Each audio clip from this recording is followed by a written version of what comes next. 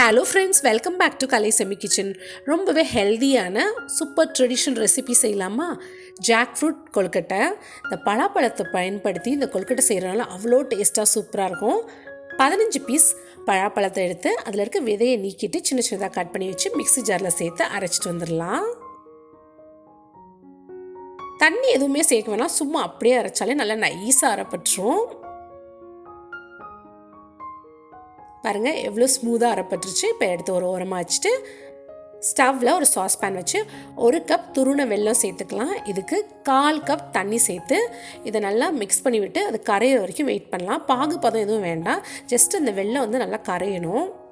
சூப்பராக கரைஞ்சிருச்சு. இப்போ எடுத்து இது சைடில் வச்சுட்டு அடுப்பில் கடாய் வச்சு 2 ஸ்பூன் நெய் சேர்த்து நெய் சூடானதுக்கப்புறமா நம்ம அரைச்சி வச்சுக்க பலாப்பழ விழுதை இதில் சேர்த்து நல்லா மிக்ஸ் பண்ணி விடணும். அந்த நெய்யில் பலாப்பழ விழுதை சேர்த்து வதக்கும் போது அவ்வளோ மணமாக இருக்கும், ரொம்பவே டெம்ட் ஆகும். 3 ஸ்பூன் ட்ரை ரோஸ்ட் பண்ணி வச்சுருக்க பாசி பருப்பை 10 நிமிஷம் தண்ணியில் ஊற வச்சுட்டு இதில் சேர்த்துக்கலாம். யூஸ்வலி ட்ரெடிஷ்னல் கேரளா ஸ்டைல் கொழுக்கட்டையிலலாம் பாசிப்பருப்பு சேர்க்க மாட்டாங்க.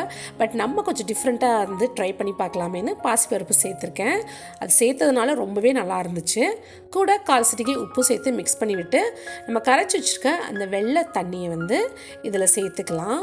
சேர்த்து நல்லா மிக்ஸ் பண்ணி விடணும். இப்போ நல்லா ஈவனாக எல்லாமே மிக்ஸ் ஆனதுக்கப்புறமா ஃப்ரெஷ்ஷாக திருண தேங்காய் ஒரு முடி இதில் சேர்த்துக்கலாம். எப்போதுமே தேங்காய் ஃப்ரிட்ஜில் இருந்து எடுத்து யூஸ் பண்ணுறதோட பலகாரம் செய்யும்போது ஃப்ரெஷ்ஷாக திருவி சேர்த்தா தான் அது ஒரு தனி டேஸ்ட்டாக இருக்கும். 2-3 ஏலக்காவையும் தட்டிட்டு இதில் சேர்த்துக்கலாம். சேர்த்து மிக்ஸ் பண்ணிவிட்டு 1 கப் அரிசி மாவு எடுத்து இதில் சேர்க்கணும். அரிசி மாவை மொத்தமாக அப்படியே சேர்த்துடக்கூடாது, கட்டி தட்ட சான்சஸ் இருக்குது. கொஞ்சம் கொஞ்சமாக சேர்த்து அப்படியே கிளறி விட்டுகிட்டே இருக்கணும். இந்த மாதிரி செய்யும்போது நமக்கு நல்ல ஒரு ஈவன் டெக்ஸ்சரில் கிடைக்கும். இப்போ பாருங்கள் கொஞ்சம் கொஞ்சமாக அரிசி மாவை சேர்த்து நல்லா மிக்ஸ் பண்ணிகிட்ருக்கேன். 1 கப் அரிசி மாவும் சேர்த்தாச்சு. சேர்த்து இதை நல்லா மிக்ஸ் பண்ணணும். அடுப்பை லோ ஃப்ளேம்லேயே வச்சுக்கிண்டுங்க. இப்போ நல்லா கெட்டியாயிருச்சு. இதுதான் கரெக்டான பக்குவம். ஸ்டவ் ஆஃப் பண்ணி எடுத்து ஒரு ஓரமாக வச்சிடலாம். இந்த கொழுக்கட்டை மாவு கொஞ்சம் வெதுப்பான சூட்டில் இருக்கும்போதே கொழுக்கட்டை பிடிக்க ஆரம்பிச்சிடலாம். சும்மா அப்படியே கொழுக்கட்டையை பிடிச்சி வெறுமனே சட்டியில் வைக்கிறத விட இலையில் வச்சு வச்சோன்னா ரொம்பவே நல்லாயிருக்கும் சுவை.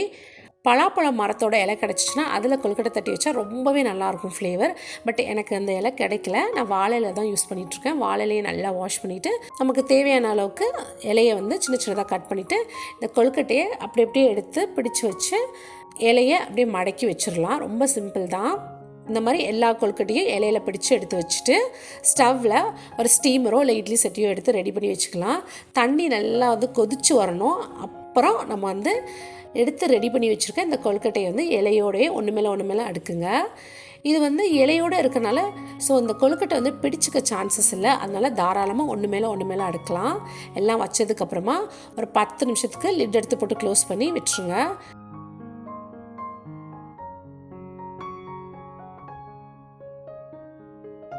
டென் மினிட்ஸ் கழித்து முடியை திறந்து பார்த்தா கொழுக்கட்டை சூப்பராக வெந்துட்டுருக்கும். பட் பயங்கர சூடாக இருக்கும். ஒரு 5 நிமிஷத்துக்கு அப்படியே விட்டுருங்க.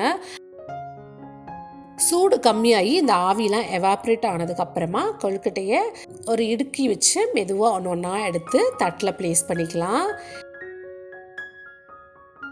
இப்போ இந்த இலையை வந்து அப்படியே மெதுவாக எடுக்கும் போதே அவ்வளோ மணமாக இருக்கும். பாருங்கள் சூப்பராக நல்லா வெந்துட்டுருக்கு கொழுக்கட்டை. இப்போ எல்லா கொழுக்கட்டையும் இந்த இலையிலேருந்து எடுத்து வெளியே வச்சிடலாம். ரொம்ப நேரம் இலையில் வைக்காமல் இந்த இலையிலேருந்து வெளியே எடுத்துடலாம் கொழுக்கட்டையை.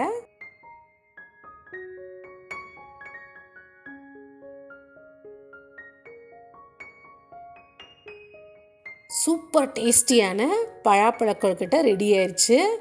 எவ்வளோ சாஃப்டாக சூப்பராக இருக்குது பாருங்கள். இந்த கொழுக்கட்டை வந்து அவ்வளோ ஹெல்தி. குட்டீஸ் முதல் பெரியவங்க வரைக்கும் எல்லாரும் இதை விரும்பி சாப்பிடுவாங்க. கொஞ்சம் சுக்குப்பொடியும் போட்டு சேர்த்துட்டிங்கன்னா நல்ல ஜீரணத்துக்கும் ஹெல்ப் பண்ணும். வயசானவங்களுக்குலாம் தாராளமாக அந்த கொழுக்கட்டையை நீங்கள் கொடுக்கலாம். ரொம்ப டேஸ்ட்டாக சூப்பராக இருக்கும். வெளியே 2 நாளைக்கு வச்சு சாப்பிட்லாம். அதுக்கு மேலே வைக்கணுன்னா நீங்கள் ஃப்ரிட்ஜில் வச்சு சாப்பிடணும். இந்த ரெசிபியை ட்ரை பண்ணி பார்த்துட்டு எப்படி வந்துச்சுன்னு எனக்கு கமெண்ட் செக்ஷனில் சொல்லுங்கள். இந்த வீடியோ பிடிச்சிருந்தால் லைக் பண்ணுங்கள். மறக்காமல் நம்ம சேனலை சப்ஸ்கிரைப் பண்ணி கூடவே பக்கத்தில் இருக்க பெல் ஐக்கானை கிளிக் பண்ணிங்கன்னா நான் போடுற வீடியோஸ்லாம் உடனுக்குடன் உங்களுக்கு நோட்டிஃபிகேஷனில் வரும். Thanks for watching.